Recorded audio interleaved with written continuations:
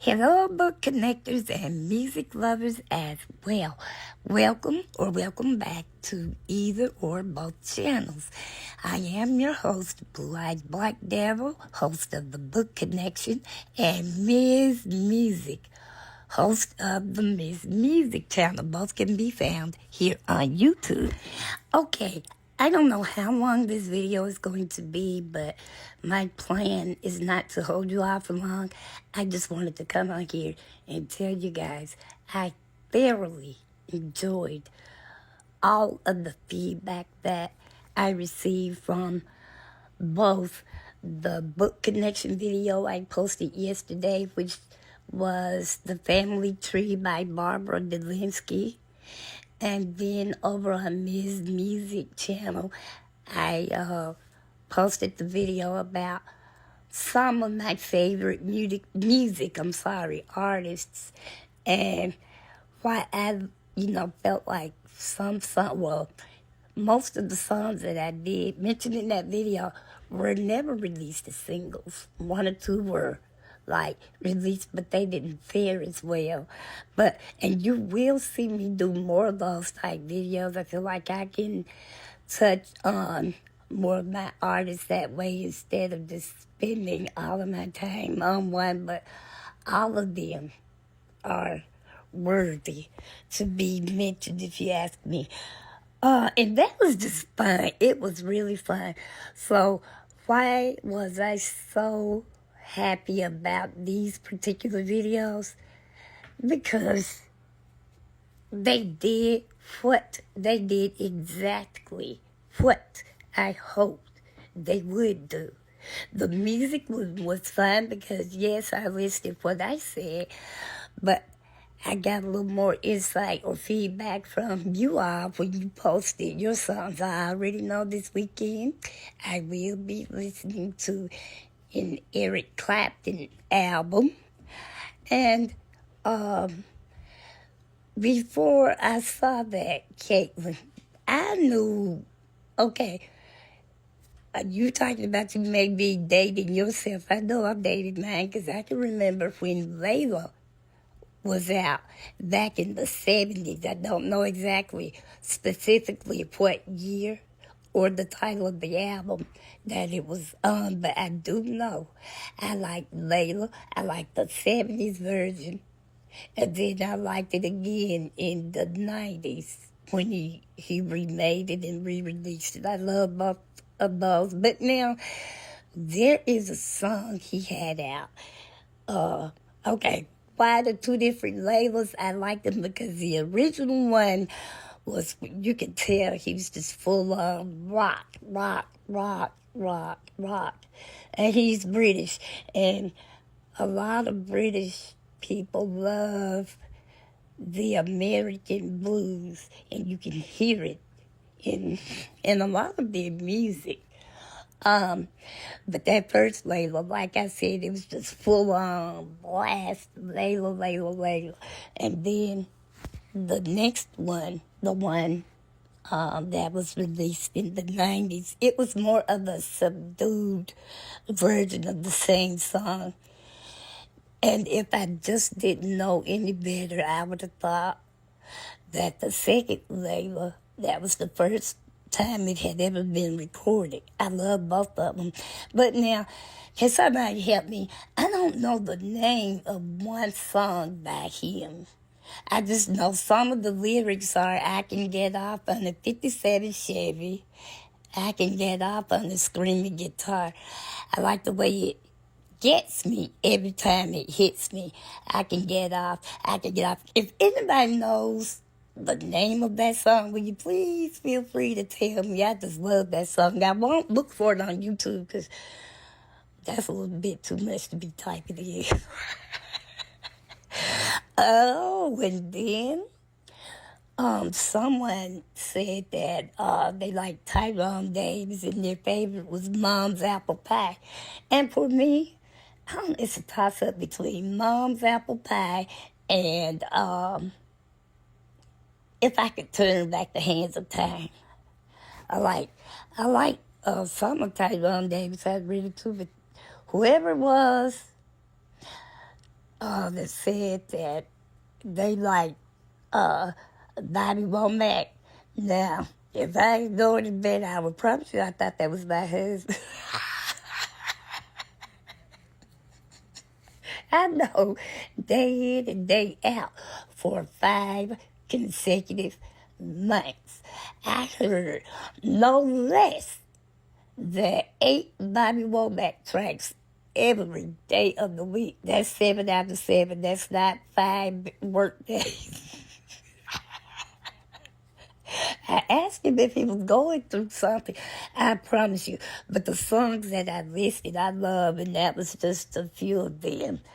But, Bobby Womack also had some great duet partners. He had one, I'm not really sure. I think, okay, Love Has Finally Come at Last. He duetted with the lady, now I want to say her name is Althea. Forgive me for not knowing her last name, but I think her first name was Althea. I remember that being her first name because for the longest I kept wanting to call her Albertina Walker, but she's the gospel artist. And I know Bobby Womack started out in gospel, but, he eventually came over. And then he also had a beautiful ballad with Patti LaBelle. I can't think of the name of that, but I love those songs. And then the very first song I can actually remember loving, it was Bobby Womack, but it was him and his brothers, and that was called I'm Looking for Love. I think, because I had the 45, it was listed under the Valentino brothers. I think that was the name they used. They grew up in the church and stuff, and for whatever, in the black community, if you are of a particular age, you just didn't listen to music unless it was gospel. So they grew up in the church and whatnot, and so they had to slip and record that song without their parents knowing it was them. So that's why they didn't go as the Womack brothers. But then what was the other one somebody mentioned? Johnny Taylor, J.T. Johnny Taylor, J.T. I saw him in concert 1 year to the day before he died. And usually when they get older, although he was only 63 when he died, which is still young to me, but usually when you have been out as long as Johnny Taylor had been out by the time I saw him for the first time, they just don't sound like they did in their younger years. But when I tell you, please trust, believe, and understand me when I say, if I just didn't know that the band was a live band and you could actually hear Johnny, because I can hear the track over, or, you can hear when the live version is being placed over overlays, try as they might, sometimes you can still hear it. Johnny Taylor was hitting every freaking note. He held notes. He just hold on to notes. He did that, and his band was just spot on. I don't know if any of those people have gone on to join other bands or not.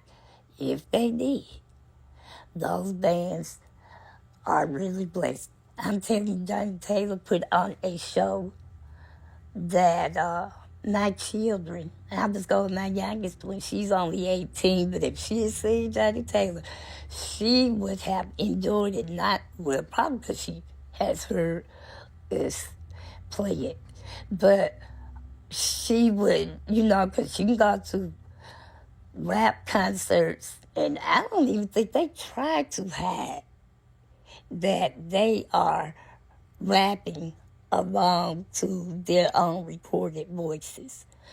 But anyway, yes, I think I named most of the songs, but he had a lot that I didn't name that I like also. Like, it's one song my husband plays a lot. I'll have to ask him. I think it's wrong. Was it made or built in a day? Something like that. That's nice. Ooh, wee. Just because. And I did not realize until I saw the movie Ray. I'd always only heard Johnny Taylor's version of Drowning My Own Tears. So naturally, I thought he was the one that recorded it. So it was a pleasant surprise. Although, let me just go ahead and state this for the record. Ray Charles was never one of my favorite singers. Now, as an adult, I like one or two of them. Well, I just might as well name them because it's just that few. I loved his duet he did with Billy Joel called My Baby Grand. If you haven't heard it, check it out. I love it. And then Ray Charles was Billy Joel's favorite artist. And he talked a little bit about how it meant so much to him to be able to record that duet with Ray Charles because they knew in the industry that he was sick. He wasn't doing well at all. And he was surprised that Ray had agreed to perform and record that song. So it was special to him, and I love Billy Joel, so that meant a lot to me that they were, and it sounds really good. It really does. I honestly wouldn't have known Ray was as sick as he was just because his oh, Lord, please forgive y'all, but Ray Charles never did sound like a young man. In other words, he always did sound older than he was. And by the time we get to My Baby Grand, he sounded like that's where he had been all his life. He had finally come home to roost. Now, I love this rendition of America. I love it. It's bluesy, it's soulful, it's everything. And then it's got to be another one of Ray Charles' songs I like, but as a kid, he just wasn't my favorite. And I believe it was because his music sounded so dated. Okay, so like I said, that video was very fun. If anybody's seeing this video and perhaps you didn't go back and look at that one, go back and look at it, and feel free to add a comment or whatever, because that was fun. All right, now on to the book Connections Family Tree by Barbara Delinsky. Like I said, both of these videos did exactly what I wanted them to do because I had a few comments, and I started 3 or 4 times trying to respond, and I was like, no, I just have too much to say. I might as well do it in video. So that's where I am on this particular one. I think my cut buddy, was that G-Win? Said something about, basically, he and Caitlin both pretty much said the same thing, which is family isn't necessarily always going to be blood. And sometimes that really is the case. And G. Wynn was saying something about, nobody can really try to tell anyone who they should love or why they should or should not love said person. And I agree. And somebody else, I hope you all aren't offended if I mention your names, but because you can still see each other's comments. And I think it was Katie that said something about her family didn't care for her husband in particular, but to her, he treats her very well. There's nothing she feels he, wouldn't do for her. And That's what matters to me. Now, I am unfortunately not one of these people who can just love just my husband. My family can do things for me that my husband cannot, and vice versa. And if he is okay with not, have anything to do with his family, I would hate it because I love his family, especially his mom. I just talked to her earlier. But him not having anything to do with his family, if that were the case, I see where that would cause some tension between us because his family had never done anything to me. So I wouldn't understand why he, wouldn't. Now, if he feels like my family has done something to him, even if I don't feel that way, okay, that's you.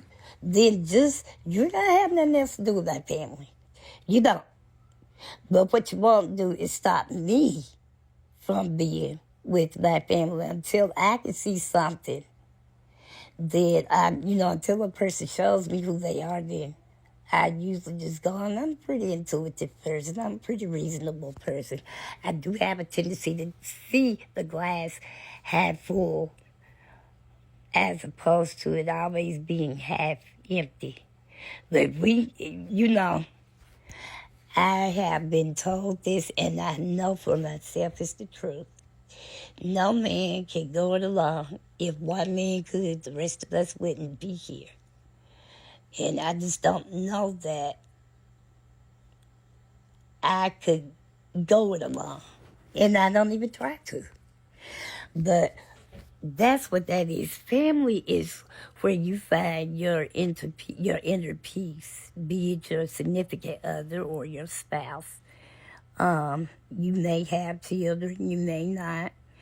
And you do have some friends who treat you, I've seen it, where they do treat you better than their families treat them, or whatever the case may be. It's almost like a case-by-case thing. But like I just said, though, I really believe that no man could go it alone. If he could, the rest of us wouldn't be here. And if it is so bad, maybe you don't need to be together, no matter, even if you do love each other. Some hurdles you just can't cross. So I agree for the most part with everything people said, especially G-Win. And everybody, I guess, and then all marriages go through trouble. You can't just run and tell everything to family or friends.